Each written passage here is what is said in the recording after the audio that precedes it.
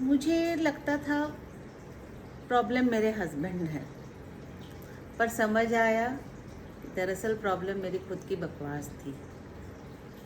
मुझे सालों तक लगता रहा कि मैं तो इतना करती हूँ, उनका इतना ध्यान रखती हूँ, हर पसंद नापसंद का ख्याल रखती हूँ, फिर वो मुझे क्यों नहीं समझते। कोई इतना इंसेंसिटिव कैसे हो सकता है, कोई कैसे साथ रह के भी कुछ नहीं समझ सकता है।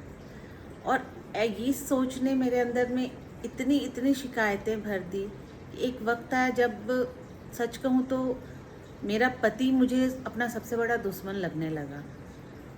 कई बार ऐसा होता था कि उनके सामने आते ही मुझे एक अजीब सी एंग्जाइटी फील होने लग जाती थी।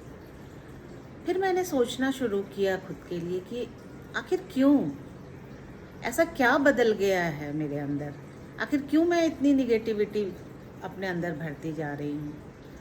फिर मुझे समझ आया कि बचपन से लेकर आज तक के कई सारे ऐसे अनफुलफिल्ड डिज़ायर्स थे, कई ऐसे एक्सपेक्टेशंस थे जो मुझे पसंद होते थे, मैं चाहती थी, लेकिन वो शायद अनरियलिस्टिक होते थे क्योंकि हमारी पसंद, हमारे स्वभाव अलग अलग थे, लेकिन मैं ये समझ ही नहीं पाती थी।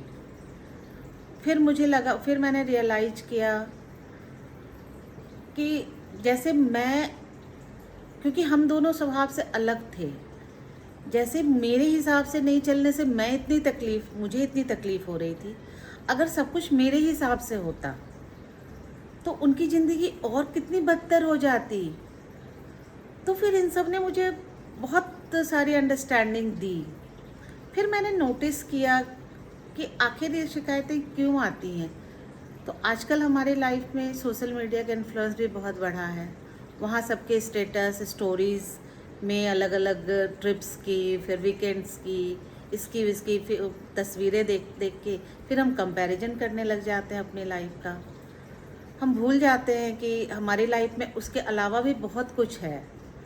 तो यही मेरे साथ भी हुआ। फिर मैंने रियलाइज़ किया कि वो जो चीज़ें मुझे दिख रही है, जो शिकायतें, जो एक्सपेक्टेशन मेरी फुलफ़िल नहीं भी हो रही है, वो तो सिर्फ मेरी लाइफ का 1% पार्ट है, बट 99% तो इतना खूबसूरत है, इतना सब कुछ अच्छा है। तो मैं सिर्फ उस 1% को देख रही हूँ और 99 पे ध्यान ही नहीं दे पा रही हूँ कभी भी। फिर मैंने उनको भी समझा और मुझे लगा कि जिस हस्बैंड पे मैं एक इमोशनल सपोर्ट के लिए उनसे एक्सपेक्ट कर रही हूँ, वो तो खुद सालों से मेरे पे डिपेंडेंट है अपने इमोशनल सपोर्ट के लिए, हर एक चीज़ के लिए मेरे पे डिपेंडेंट है। फिर मुझे बहुत अंदर से, सच कहूँ तो थोड़ा गिल्ट भी हुआ। फिर मैंने अपनी सोच को बदला। फिर लगा कि मुझे अपनी खुशियाँ हैं, ठीक है, मुझे ग्रीनरी पसंद है, मुझे बाहर जाना पसंद है, मैं खुद जा सकती हूँ। इसके लिए मुझे हर वक्त उस शिकायत में रहने की ज़रूरत नहीं थी। फिर मैंने नोटिस किया कि क्या बेसिक डिफरेंस है हमारे बीच। मैं अक्सर हर वीकेंड में मेरे साथ ज़्यादा प्रॉब्लम होती थी क्योंकि मैं पूरे वीकेंड का इंतज़ार करती थी कि उस दिन हम बाहर जाएंगे, और मेरे हस्बैंड पूरे वीक काम करके वो इस इंतज़ार में रहते थे कि वीकेंड में वो घर में रेस्ट करेंगे। तो यही बस बेसिक डिफरेंस था। मुझे बाहर जाना पसंद था, मुझे थोड़ी खुली हवा, ग्रीनरी, नेचर के साथ टाइम स्पेंड करना पसंद है, और उनको घर के कंफर्ट में एसी में रह के टीवी देखना, फैमिली के साथ टाइम बिताना पसंद है। बस यही तो एक बेसिक डिफरेंस था, और इसको कितना बड़ा बना के मैंने अपने ज़िंदगी के सालों सालों कैसी शिकायतों में बर्बाद कर दिया। सच कहूँ, जब ये रियलाइजेशंस हुए तो सारी शिकायतों पे मेरे शुक्राने इतने भारी हो गए। मुझे लगा कि मुझे थैंकफुल होने के लिए 99% रीजंस हैं, मैं 1% को पकड़ के बैठी हुई थी। तो उस दिन मेरी ज़िंदगी नहीं बदली, मेरे खुद के जो बकवास थे वो टूटी।